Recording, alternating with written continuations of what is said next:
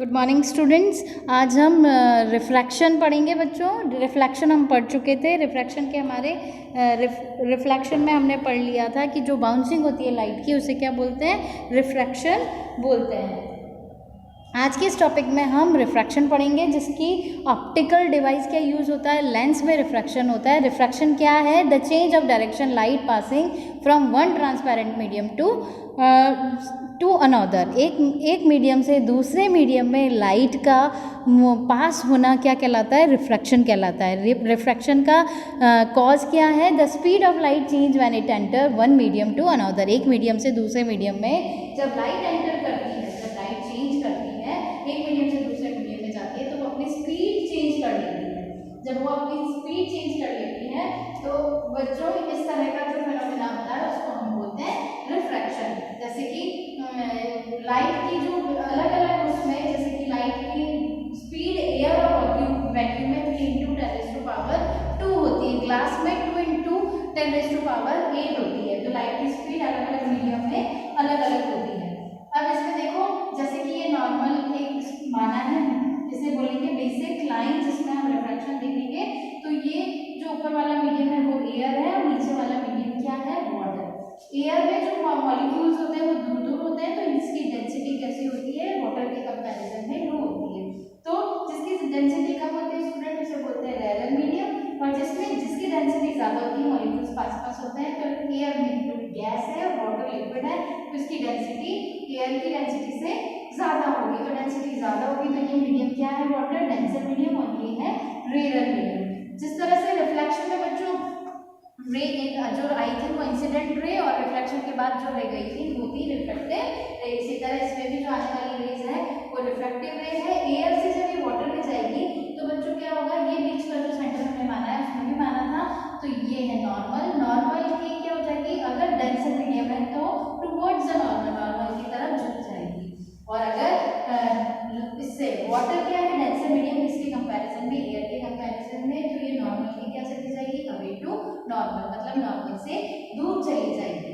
तो ये जो मेथड है रेयर टू डेंसर मीडियम, अगर रेयर से डेंसर मीडियम में कोई लाइट की रे जा रही है तो उसको हो जाएगी टुवर्ड टू नॉर्मल, नॉर्मल की और आ जाएगी। और डेंसर से रेयर मीडियम में जा रही है तो अवे टू नॉर्मल जाएगी। तो ये फिनोमेना बच्चों क्या है? रिफ्रैक्शन। जो आप इसके कुछ एग्जाम्पल हैं, जैसे कि the bottom of swimming pool appear higher. आप देखोगे कि स्विमिंग पूल में जो उसका बॉटम होता है वो थोड़ा उभरा हुआ दिखाई देता है। तो ये जो अपर अपीयर हाइयर होता है वो किस फिनोमेना के थ्रू होता है? रिफ्रैक्शन के थ्रू ये आपको उभरा हुआ दिखाई देता है। दूसरा एग्जाम्पल है, अगर आपको पेंसिल, आप किसी वाटर में अगर पेंसिल डालते हैं तो वो पेंसिल आपको मुड़ी हुई दिखाई देगी। A pencil partially immersed in water appear to be bent at the surface. Surface पे आपको मुड़ी हुई दिखाई देगी। क्यों? जो रिफ्रैक्शन हो रहा है, जिससे एयर से लाइट की रेस कहाँ जा रही है? वाटर में जा रही है, तो वो क्या हो जाएगी? अवे टुवर्ड्स टू नॉर्मल, तो वो हमें थोड़ी सी मुड़ी हुई दिखाई देगी। थर्ड एग्जाम्पल है इसका, lemon place in glass tumbler appear bigger. अगर आप किसी पानी के उसमें डब्बे में, टम्बलर में अगर आप लेमन डाल देते हैं तो वो आपको बड़ा दिखाई देगा। ये भी रिफ्रैक्शन का रीज़न है।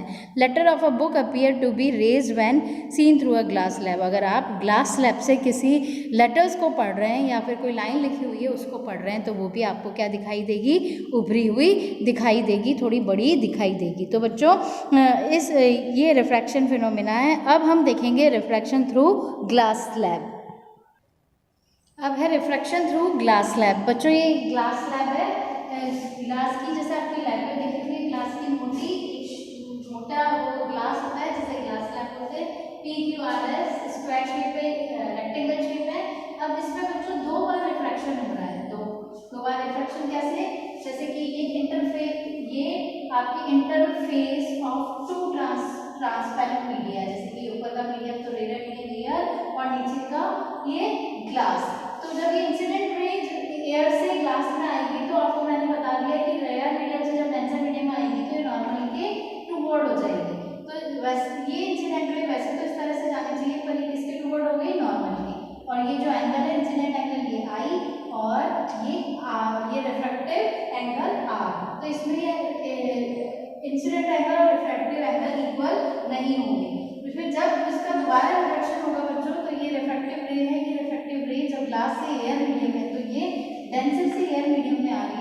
तो क्या होगी, अवे टू नॉर्मल हो जाएगी। तो ये आई और आर क्या होंगे बच्चों, तो ये आई ग्रेटर, ये आर इज ग्रेटर देन आई।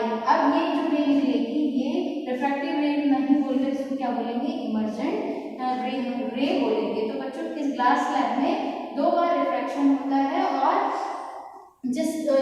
इसमें जो 2 मीडियम में जो रिफ्रैक्शन होता है उसको बोलते हैं रिफ्रैक्टिव इंडेक्स, जिसको हम आगे पढ़ेंगे। अब है लॉ ऑफ रिफ्रैक्शन। क्या है, law of refraction. Law of refraction में टू लॉ है।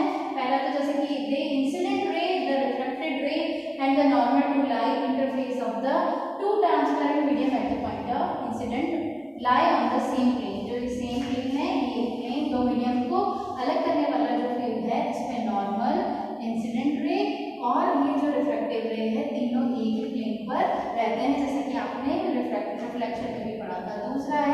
दूसरे लॉ को बोलते हैं स्नेल लॉ। स्नेल साइंटिस्ट ने दिया था, इस लॉ को स्नेल लॉ बोलते हैं, जिसके according sine i upon sine r, angle of incident upon angle of reflective क्या होता है, कांस्टेंट होता है। कांस्टेंट का मतलब the ratio of sine of angle of incident to the sine of angle of refraction is constant for a light given colour and for a given pair of medium. कोई भी जो medium दिया हुआ है, चाहे air है, चाहे water है, एयर से वाटर है, एयर से ग्लास है, एयर से डायमंड है, उसके लिए sine i upon sine r क्या होगा, कांस्टेंट होगा।